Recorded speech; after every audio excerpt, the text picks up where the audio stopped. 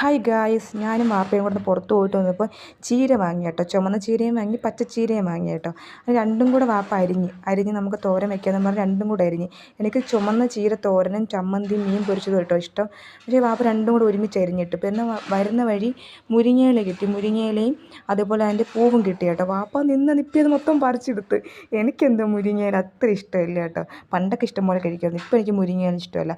പക്ഷേ മുരിങ്ങയിലൊക്കെ കഴിക്കണമെന്നാണ് പറയുന്നത്. പക്ഷേ എനിക്കെന്തോ അതിനോട് വലിയ താല്പര്യമില്ല. എനിക്ക് ചുമന്ന ചീരത്തോരൻ വെച്ച് ചമ്മന്തി മീൻ പൊരിച്ചതും കൂട്ടി കഴിക്കാനാണ് ഇഷ്ടം. ചുമന്ന ചീര ഇഷ്ടമുള്ളവർ കമൻറ്റ് ചെയ്യണേ. എനിക്ക് ഭയങ്കര ടേസ്റ്റ് കേട്ടോ തോരൻ വെച്ച് തിന്നുമ്പോൾ.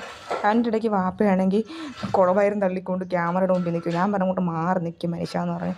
അത് കഴിഞ്ഞിട്ട് തേങ്ങയൊക്കെ തിരുമ്മി കൊടുത്തു കേട്ടോ. എല്ലാം തിരുമ്മിയൊക്കെ കൊടുത്തു കഴിഞ്ഞാൽ വാപ്പ തന്നെ വെച്ചോളും. അല്ലെങ്കിൽ ഞാൻ വെക്കും. നമ്മൾ രണ്ടുപേരും ആരിലൊക്കെ വെക്കും. അല്ലെങ്കിൽ ഗിണിയണ്ണം വെക്കണം.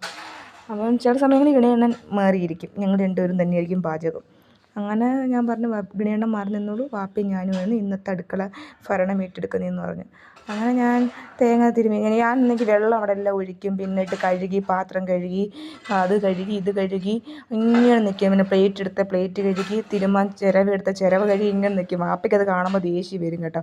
അവളുടെ ഒരു വൃത്തി, അവിടെ മൊത്തം വെള്ളമാക്കുമെന്ന് പറഞ്ഞിട്ട് എൻ്റെ അടുത്ത് കിടന്ന് എന്തൊക്കെയോ പറയുമോ. അവിടെ മൊത്തം ഞാൻ വെള്ളം ഒഴിച്ച് നാറ്റിക്ക് നിൽക്കും. എന്തിൻ്റെ കേടാ, ചവിട്ട് തെന്നി വീഴാനായിട്ട്. എന്തിന് ഇത്രയും വൃത്തി, അതിൻ്റെ ഒന്നും ആവശ്യമില്ല, സൂക്ഷിച്ച് വെക്കുന്ന സാധനം ഇല്ലെന്ന് പറഞ്ഞിട്ട് എൻ്റെ അടുത്ത് അലയ്ക്കുമോ. ഞാൻ പറഞ്ഞു എന്നാലും എടുക്കുമ്പോൾ വൃത്തിയായിട്ട് എടുക്കേണ്ടതെന്ന് പറഞ്ഞുകൊണ്ട് ഞാൻ തേങ്ങ തിരുമ്മി കേട്ടോ. തേങ്ങ തിരുമ്മി കൊടുത്തു. അതിൻ്റെ ഇടയ്ക്കൂടെ പൂപ്പി അവിടെ ഇവിടെയും കിടന്ന് ഓട്ടത്തോടോട്ടം. അങ്ങനെ ഞാനും എൻ്റെ വാപ്പയും രാത്രിയിലുള്ള പാചകവും. ചില സമയങ്ങളിൽ ഉച്ചയ്ക്ക് കേട്ടോ രാവിലെ രാത്രി എല്ലാം വെച്ച് വെക്കും. രാത്രി എല്ലാ ചോറും കറിയെല്ലാം വെച്ച് വെക്കും.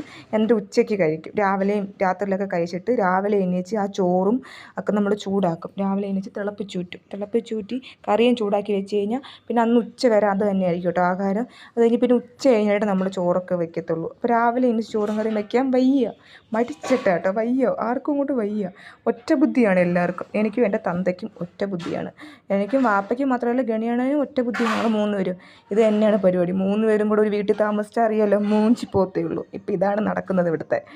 ഞാൻ രാത്രി ചോറും കറിയും വെക്കും, രാത്രി തന്നെ കഴിക്കും. പിന്നെ രാവിലെ എണീച്ച് അതൊക്കെ ചൂടാക്കും.